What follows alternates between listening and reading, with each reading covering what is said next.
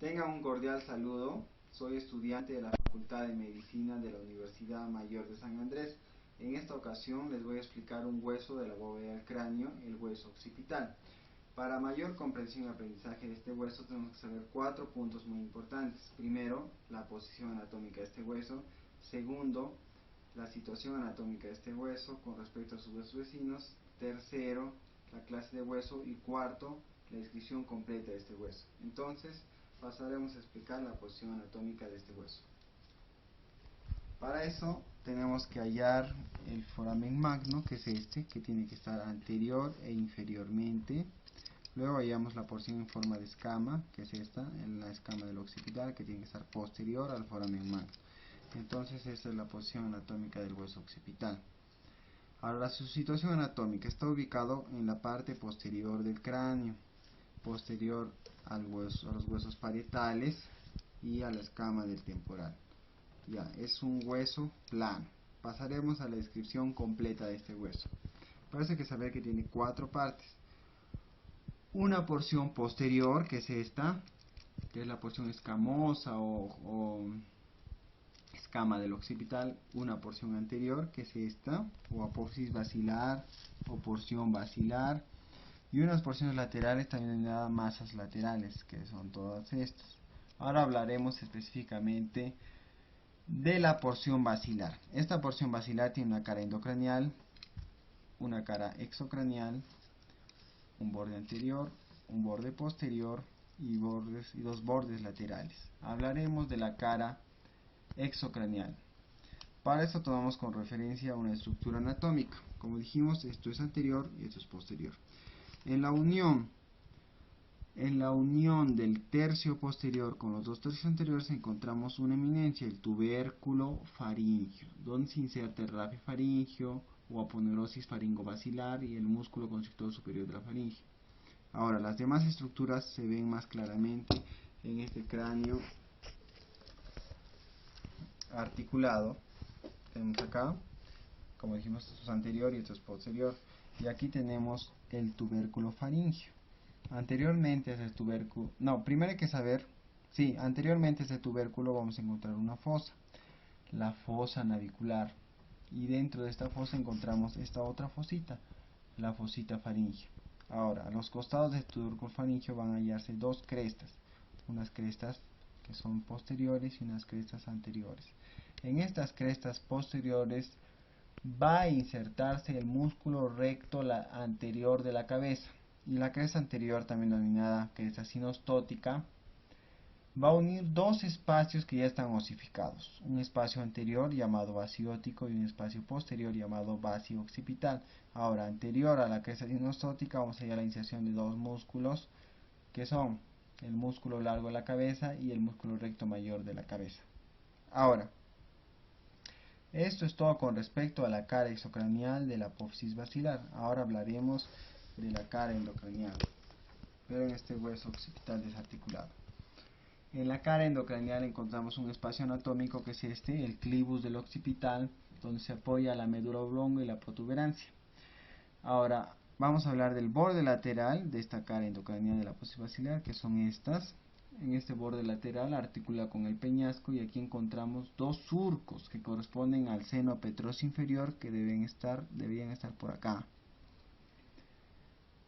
Ya, ahora hablamos del borde anterior. El borde anterior de la apófisis basilar articula con el cuerpo posterior del esfenoides y el borde posterior va a formar el límite anterior del foramen magno.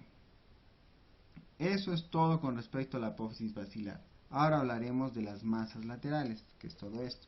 Estas masas laterales tienen una cara endocranial y una cara exocranial. Ahora hablaremos de esta cara exocranial, tomando como referencia una estructura anatómica que se encuentra en la mitad de estas masas laterales de su cara exocranial, que es esta, el cóndilo de occipital, que este va a articular con el hueso atlas. Ahora, anterior y lateralmente encontramos una fosita, la fosa condyle anterior, que en su fondo de esta fosa se abre el orificio lateral del conducto del hipogloso, donde sale el nervio hipogloso. Ahora, posterior y lateral a este cóndilo occipital encontramos otra fosa, la fosa condilia posterior, que es esta. Ahora, lateralmente hacia el cóndilo occipital va a hallarse la inserción de un músculo. ¿Cuál es este músculo? Es el músculo recto lateral de la cabeza. Ya. Eso es todo con respecto a la cara exocranial de las masas laterales. Ahora hablaremos de la cara endocranial. Para eso vamos a hallar una estructura anatómica que está en la parte anterior, el tubérculo yugular. Esta estructura se nota mejor en este hueso occipital, aquí, el tubérculo yugular, que va a estar atravesado por un canal, que es este, donde va a pasar el nervio accesorio, el nervio vago y el nervio glosofaringeo. Ahora, posterior e inferiormente a este tubérculo yugular, vamos a encontrar el orificio medial del conducto del nervio hipogloso, que lo vemos mucho mejor en este hueso occipital. Posterior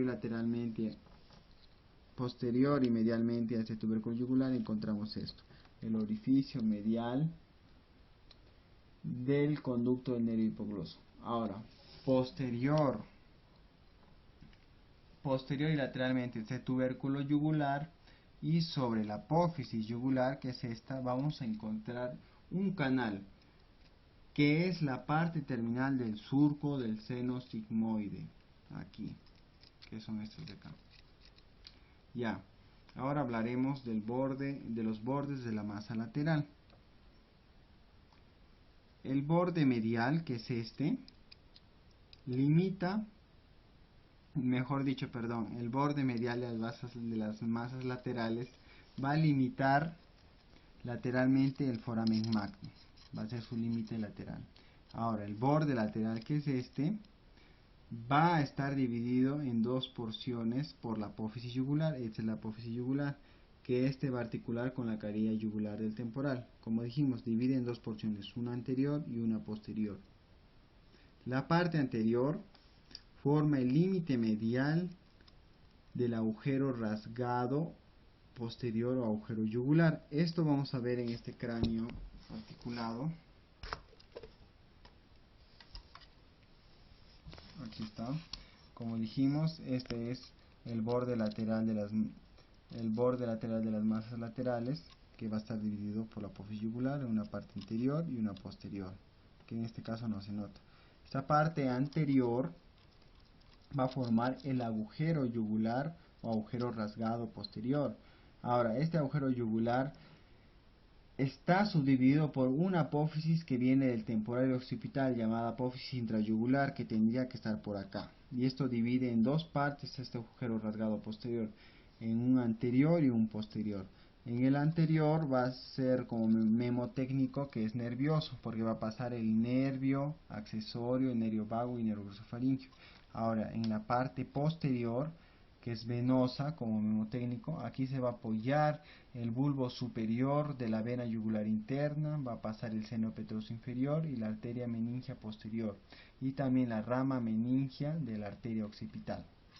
Eso es todo con respecto a las masas laterales del hueso occipital. Ahora vamos a hablar de la escama del occipital. Esta escama tiene forma romboidal y tiene dos caras, una cara endocranial y una cara exocranial. Hablaremos de esta cara exocranial. En la parte media vamos a encontrar, que en este hueso se nota mejor, la protuberancia occipital externa, que va a formar también el punto craniométrico íneo. Ahora, de esta protuberancia occipital externa va a partir una cresta, que es esta, la cresta occipital externa. Y ahora de esta cresta y esta protuberancia van a partir dos líneas, una línea nucal superior y una línea nucal inferior. Ahora, en la línea nucal inferior va a insertarse dos músculos, unos mediales, que va a ser el músculo recto posterior menor de la cabeza, y un más laterales, que va a ser el músculo recto posterior mayor de la cabeza. Ahora, entre la línea nucal superior y la línea nucal inferior va a haber la inserción de otra vez de dos músculos, los más mediales, que va a ser el músculo semiespinoso de la cabeza, y más laterales, que va a ser el músculo oblicuo superior de la cabeza. Ahora hablaremos de la cara endocranial del hueso occipital.